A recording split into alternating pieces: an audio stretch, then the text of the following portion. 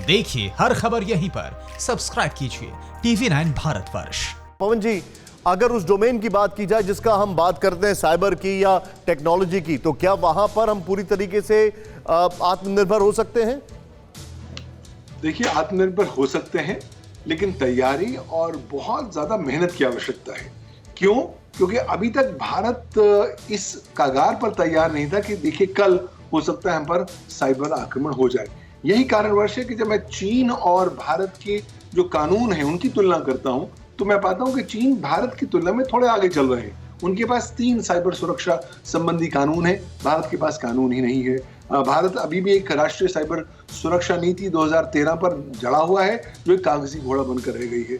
तो मुझे लगता है कि आज इस वक्त आज के दिन भारतीय सरकार सूचना प्रौद्योगिकी कानून के तहत सेकेंडरी लेजिस्लेशन ला सकती है, rules and regulation section 87 Bharat के आईटी एक्ट के तहत, और तमाम सारे स्टेक होल्डर्स को विशेष तौर पर परिभाषित कर सकती है कि अब देखिए जब जब ये आक्रमण होगा साइबर, तब आपने क्या क्या गतिविधियां करनी है। और हमें ध्यान खास तौर पर अपने क्रिटिकल इंफॉर्मेशन इंफ्रास्ट्रक्चर पर डालना है, क्योंकि भारत एक यूनिक सा एग्जाम्पल है जहां पर क्रिटिकल इंफॉर्मेशन इंफ्रास्ट्रक्चर सरकारी हाथों में भी है और प्राइवेट हाथों में भी है। तो दोनों स्टेक होल्डर्स को साथ लेकर चलना होगा। हमारी क्षमता है और हमारे हैकर्स और जो आईटी एक्सपर्ट्स हैं वो बहुत ज्यादा स्ट्रांग हैं, और अगर जरूरत पड़ी तो वो मुंह तोड़ जवाब चीन को देंगे।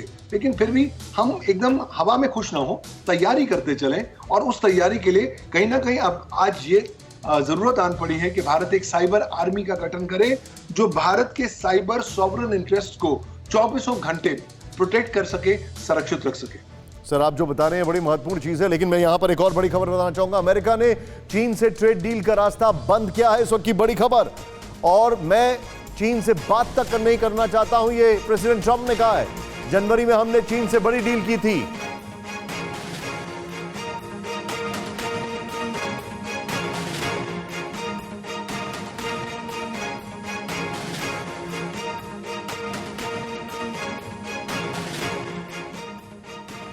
उन्होंने हम पर महामारी से हमला किया, प्रेसिडेंट ट्रंप ने कहा, तब डील की स्याही भी नहीं सूखी थी। राष्ट्रपति ट्रंप का यह बड़ा स्टेटमेंट। सीधे तौर पर अगर स्टेटमेंट की बात की जाए तो हम बातचीत भी करने को तैयार नहीं है, मैं चीन से बात तक नहीं करना चाहता हूं, राष्ट्रपति ट्रंप ने यह कहा है। जनवरी में हमने चीन से बड़ी डील की थी, इस वक्त ये बड़ी खबर।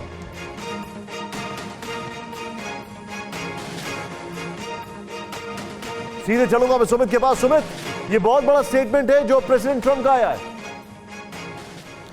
निश्चित तौर पर, क्योंकि ये इसलिए भी है क्योंकि निशांत लगातार चीन के साथ अमेरिका पूरे हर चीज को लेकर दबाव बनाए हुए, और ये भी ना सिर्फ साउथ चाइना सी के अंदर बल्कि ट्रेड फैक्टर के ऊपर भी चीन को हर जगह से प्रतिबंधित किया जा रहा है। और ये इसलिए भी इंपॉर्टेंट है क्योंकि चीन के ऊपर ये आर्थिक दबाव जब तक नहीं लगेंगे दुनिया भर से, तब तक चीन मानेगा नहीं। और एक और चीज जिस तरीके से आदित्य भी बता रहे थे और हमारे सभी पैनलिस्ट बता रहे थे कि चीन भले ही जंग ना लड़े, लेकिन उसका साइऑप्स, उसका ये तरीके से एग्रेशन हमेशा जारी रखता है। उसकी कोशिश यही होती है कि दुनिया उसके इन साइऑप्स से डर जाए, चुप बैठ जाए, और उसके बाद वो अपनी मनमानी करता रहे। लेकिन इस बार चीजें शायद उल्टी पड़ गई चीन के ऊपर। चीन ने वो साइऑप्स करने की कोशिश जरूर की, लेकिन दुनिया, खासतौर पर अमेरिका हो, भारत हो, फ्रांस हो, ऑस्ट्रेलिया हो, ऐसी कई कंट्रीज हो, वो लगातार अब चीन पर इसी तरीके के प्रतिबंध या फिर आप कह सकते हैं कि दबाव बनाने की पुरजोर कोशिश कर रहे हैं। अड़ी सोमवार से शुक्रवार शाम 6 बजे सिर्फ TV9 भारतवर्ष पर।